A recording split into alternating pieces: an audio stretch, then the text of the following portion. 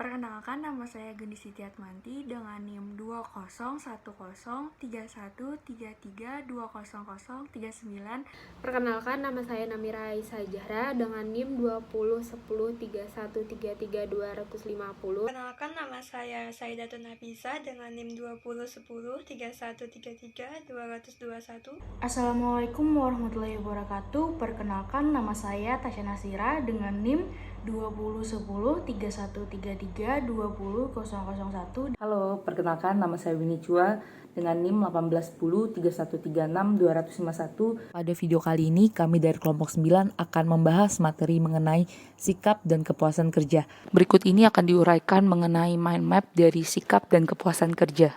Sikap dan kepuasan kerja dan 6 poin. Yang pertama, komponen utama sikap. Poin kedua, pengaruh sikap terhadap perilaku. Yang ketiga, sikap kerja utama. Yang keempat, 2 pendekatan utama mengukur kepuasan kerja. Yang kelima, faktor pendorong kepuasan kerja. Dan yang terakhir, dampak kepuasan dan ketidakpuasan kerja. Sikap merupakan cerminan perasaan seseorang terhadap sebuah objek, peristiwa yang terjadi, dan seseorang. Hal ini bisa mencerminkan penilaian kita terhadap hal yang menurut kita menyenangkan ataupun tidak menyenangkan. Sikap sendiri memiliki sifat yang tricky dan kompleks, di mana dari sikap seseorang individu kita dapat memunculkan suatu opini. Contohnya, jika kita bersikap menolak sesuatu, maka bisa muncul opini negatif atas reaksi dari sikap yang telah kita lakukan. Sikap seseorang itu merupakan hal yang penting karena sikap menentukan apa yang akan ia lakukan. Sebagai contohnya, sikap kita terhadap drama serial Money Heist akan menentukan apa kita akan menontonnya atau tidak. Semakin positif sikap kita terhadap drama serial Money Heist tersebut, maka semakin besar kemungkinan kita akan menontonnya. Dalam segi psikologi sendiri, dapat diambil contoh jikalau kita mengevaluasi drama serial Money Heist sebagai sesuatu yang sangat menghibur, berarti kita memiliki sikap yang positif terhadap drama serial tersebut. Jadi sikap dalam segi psikologi bukan hanya mengenai postur tubuh ataupun perilaku seseorang. Sikap sendiri didasari oleh 3 komponen utama, yaitu cognition, affect, dan behavior, di mana pada komponen pertama adalah komponen kognitif, yaitu pada suatu sikap merupakan bentuk pendapat dan kesadaran akan suatu sikap itu sendiri didasari dari keyakinan seseorang. Pada komponen kedua adalah komponen afektif, di mana suatu sikap ini terbentuk secara emosional atau perasaan dari suatu sikap. Sumber lainnya yang mendasarkan komponen afektif ini adalah reaksi sensori. Seperti saat kita menyukai rasa dari burger, terlepas dari jumlah kalori yang kita konsumsi dari burger ini sendiri.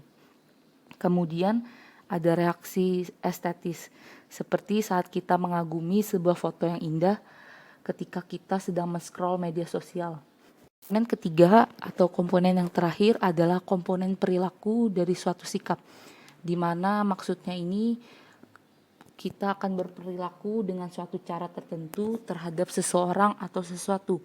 Dapat diambil contoh, jika kita bertanya ke teman kita tentang seberapa suka mereka membaca buku, dan jika mereka menjawab dia menganggap dirinya suka membaca buku karena dia selalu pergi ke toko buku untuk melihat buku-buku baru, dapat dikatakan ia memiliki komponen perilaku.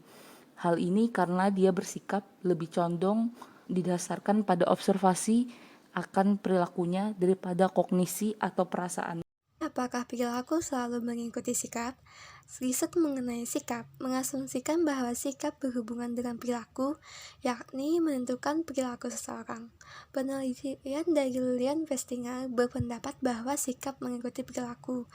Misalnya, teman Anda berpendapat secara konsisten bahwa mobil-mobil Amerika Serikat tidak lebih baik daripada mobil impor, sampai ayahnya memberikan mobil baru yang dibuat dari Amerika, dan teman Anda mengatakan mobil Amerika tersebut selalu baik. Festinger mengusulkan bahwa efek disonansi kognitif merupakan ilustrasi dari kasus sikap mengikuti perilaku, yakni ketidakcocokan individu terhadap 2 atau lebih sikap atau terhadap perilaku dan sikap. Festinger berpendapat bahwa bentuk inkonsistensi adalah tidak nyaman dan individu akan berusaha menguranginya. Festinger juga berpendapat bahwa keinginan untuk mengurangi disonansi tergantung pada 3 faktor, yakni pentingnya elemen-elemen yang menciptakan, tingkat pengaruh kepercayaan yang dimiliki seseorang, dan imbalan dari disonansi tersebut. Variabel moderasi merupakan moderator yang paling kuat dari hubungan sikap adalah pentingnya sikap tersebut. Korespondensinya adalah perilaku, aksesibilitasnya, keberadaan tekanan sosial, dan apakah seseorang memiliki pengalaman langsung dengan sikap tersebut. Sikap-sikap yang spesifik cenderung memprediksi perilaku-perilaku yang spesifik pula, sedangkan sikap-sikap umum cenderung paling baik dalam memprediksi perilaku-perilaku umum. Misalnya nih, seseorang menanyakan niatnya untuk bertahan dalam organisasi selama 6 bulan ke depan. Hal ini mungkin dapat memprediksi perputaran orang tersebut dibandingkan dengan menanyakan seberapa puas sih orang itu pada pekerjaannya secara keseluruhan. Sikap yang mudah diingat akan dapat memprediksi perilaku seseorang. Hal yang lebih menarik untuk mengingat sikap yang lebih sering seseorang ungkapkan. Jadi, semakin sering seseorang mengatakan sikap terhadap suatu objek, semakin mungkin pula seseorang mengingatnya dan semakin mungkin untuk membentuk perilaku seseorang. Di sini ada beberapa sikap kerja utama yang akan dibahas, di antaranya ialah yang pertama adalah kepuasan kerja. Kebanyakan orang jika berhubungan dengan sikap para pekerja, mereka akan pasti berpikir tentang kepuasan kerja, di mana hal itu menjelaskan suatu perasaan positif tentang hal yang ia kerjakan melalui hasil evaluasi pada karakteristiknya. Jika seseorang merasa puas dengan pekerjaannya, maka ia akan menunjukkan perasaan positif, dan jika ia merasa tidak puas, maka ia akan menunjukkan perasaan negatif. Yang kedua adalah keterlibatan kerja. Hal ini mengukur tingkat kebanyakan orang secara psikologi mengidentifikasi pekerjaannya dan mengatakan bahwa kinerja mereka yang dihargai berpengaruh untuk nilai diri. Mereka yang memiliki tingkat keterlibatan kerja yang tinggi menyatakan bahwa mereka benar-benar peduli dengan pekerjaan mereka. Lalu yang ketiga ada komitmen organisasi. Dalam hal ini, para pekerja memiliki hubungan positif antara komitmen organisasi dan produktivitas kerja. Para pekerja yang memiliki komitmen tinggi terhadap pekerjaannya akan semakin tidak terlibat dalam pengunduran diri. Hal ini disebutkan dalam model teoritis. Di sisi lain, para pekerja yang memiliki komitmen kerja yang rendah akan sangat sering menunjukkan tingkat kehadiran yang rendah dalam organisasi. Lalu yang keempat adalah dukungan organisasi yang dirasakan atau perceived organizational support. Dalam hal ini, para pekerja percaya bahwa organisasi memperhatikan dan menilai kontribusinya serta peduli terhadap kesejahteraan mereka. Dalam sebuah riset, mengatakan bahwa pekerja akan merasakan dukungan ketika mereka melihat imbalan yang adil, mendapatkan suara dalam sebuah keputusan, dan sikap suportif dari atasannya. Para pekerja yang memiliki persepsi pos yang kuat cenderung memiliki perilaku kewargaan organisasi yang tinggi, keterlambatan yang rendah, dan pelayanan untuk pelanggan yang baik. Untuk berikutnya akan dijelaskan oleh teman saya. Mengukur kepuasan kerja. Kepuasan kerja merupakan sebuah perasaan positif terhadap pekerjaan yang dihasilkan dari evaluasi atas karakteristiknya cukup luas. Next, ada dua pendekatan yang sering digunakan dalam mengukur kepuasan kerja. Yang pertama, penilaian tunggal secara umum. Yang kedua, penilaian atas sejumlah aspek atau dimensi pekerjaan. Faktor-faktor yang berfungsi mendorong kepuasan kerja. Yang pertama, kerja yang secara mental menantang.